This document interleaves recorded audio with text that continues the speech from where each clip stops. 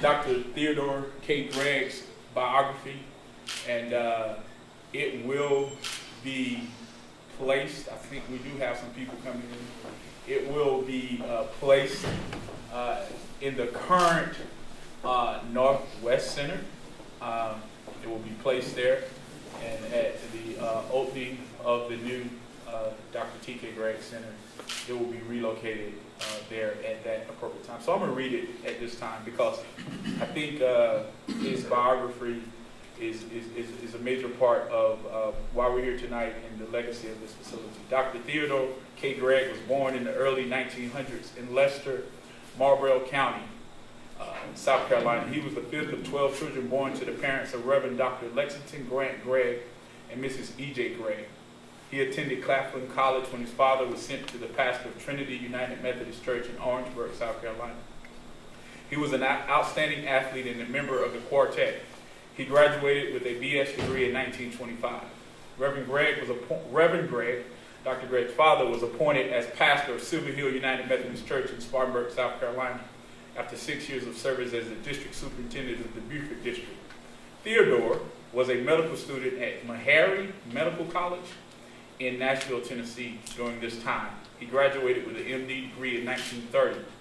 He began his medical internship shortly after graduation at St. Agnes Hospital in Raleigh, North Carolina. He was an honor student at all three institutions. Dr. Gregg relocated to Spartanburg after completing his internship. Most of the black doctors in the city had retired, moved, or passed away. He became a symbol of black professional attainment in the community. He was attached to the Negro Annex of the Spartanburg General Hospital and is said to have never refused a call anytime, day or night. He was a champion of rights for the underprivileged. Dr. Gregg was active in pursuing help for the mentally ill. His great passion, however, was for children. Concerned for the lack of recreational facilities for children on the north side, Dr. Gregg used his local and state connections to raise money to construct a wooden center on the land that is known as the Carolina Panthers training camp field. The center eventually transferred to Oakland Avenue when Wofford purchased the land to create a soccer field. As a sign of thanks, the community named the center in his honor. Dr. Gregg's professional life lasted only 8 years. However, he built a large and successful practice. It was stated by a community leader like Jesus, he went about doing good. Dignity is a word which may be put in Dr. T.K. Gregg's mosaic, and he wore it well. He will always be remembered with an intensity of love and respect rarely so well earned. Dr. Gregg passed away in the St. Agnes Hospital in Raleigh, North Carolina on March 28, 1939, at the age of 36. His funeral was held at the Silver Hill United Methodist Church in Spartanburg, South Carolina, and he was buried in the family plot in Orangeburg, South Carolina. And this is came by way of the Spartanburg Herald Journal rights of Dr. T.K. Gregg. So I think reading that is very important.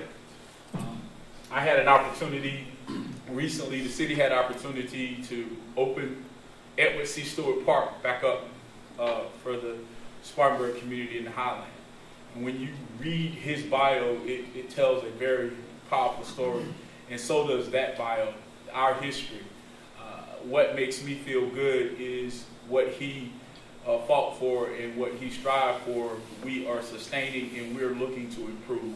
And I think that's what tonight is about, is advancing those principles and those objectives of those individuals who work so hard for these things. And it is an advancement, and it's a very exciting time. You know that saying, these are the best of the times and these are the worst of times. You know, this breaks my heart, but at the same time, we have to look to the future. And Kim talked about coming to T.K. Gregg here.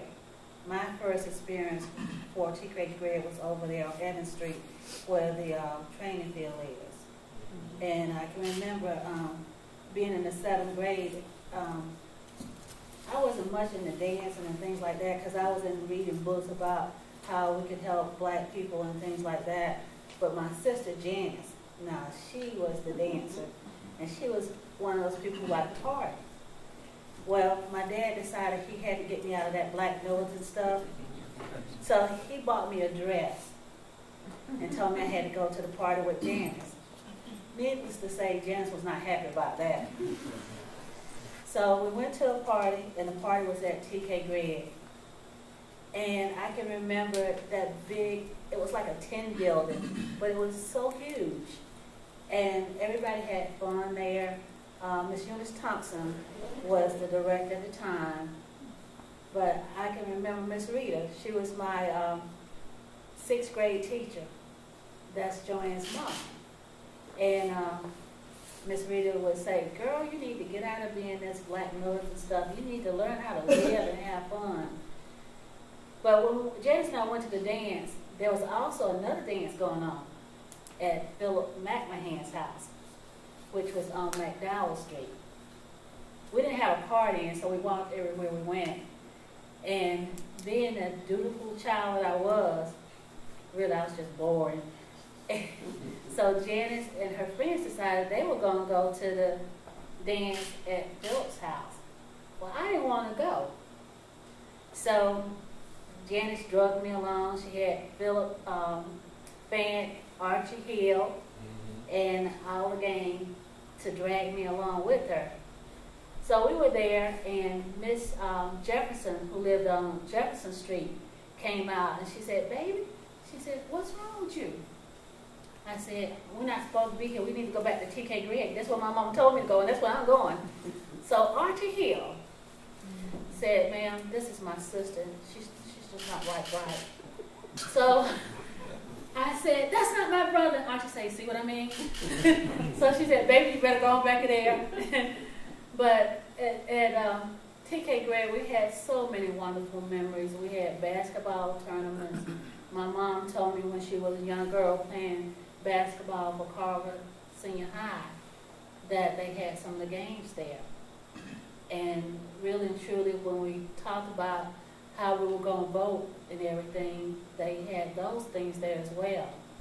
So it's a bittersweet pill for me to swallow, even when they decided they were going to close that TK Gregg down and build it here.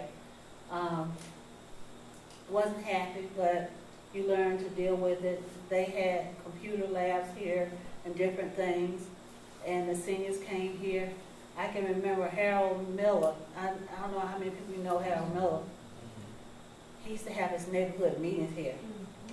I think Mitch got indoctrinated by Mr. Miller over here. But this was always a wonderful neighborhood. I'm going to miss this place because it's like home in my heart. But I'm looking forward to the new TK Gregg, which will be spectacular. We'll have everything that this one doesn't have and even more. But the heart for the people will be there. And that's what I look to see. And it will happen. And we talk about more than the north side. This is the north side as well. And I think that sometimes we lose focus because there's so much going on over off of Fulton Street, Howard Street, and Folsom, and all of those places. But this is the north side as well. And I thank the city for having this event. I wanted to get a flower today to put on the grave of TK Gregg here. And the reason I'm dressed in another color other than red, when black people have funerals, we always wear dark colors. And this is a funeral for this TK Gregg. But the evolution of the new one is to come. And I just thank you, Kim, and Midge, and Ed, and everybody, and Brenda for coming out here. And God bless you all.